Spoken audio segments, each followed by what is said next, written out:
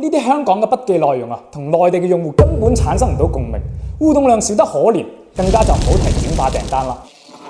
大家好，我係阿權，今日我哋嚟分享下，我哋同好多香港商家交流之後，我哋發現一個普遍嘅問題，就係大家運營小紅書賬號嗰陣時，發佈嘅內容啊，都係照抄馳名省港澳呢啲香港嘅傳統廣告。結果呢啲香港嘅筆記內容啊，同內地嘅用戶根本產生唔到共鳴，互動量少得可憐，更加就唔好提轉化訂單啦。咁點樣先可以做得出好嘅筆記，吸引大家互動呢？不妨試下內地年輕人常用嘅普通話縮寫，例如 YYDS、XSWL、U1S1 喺筆記同埋評論區巧妙運用，即刻就可以令到筆記生動起身，拉近我哋同內地年輕人之間嘅距離。點解會咁樣呢？因為小紅書上面比較盛行內地嘅網絡語言文化。如果想做好小紅書推廣，就要多啲了解內地嘅流行文化，多啲衝浪學習。最好就揾專業嘅團隊提供諮詢同埋幫助。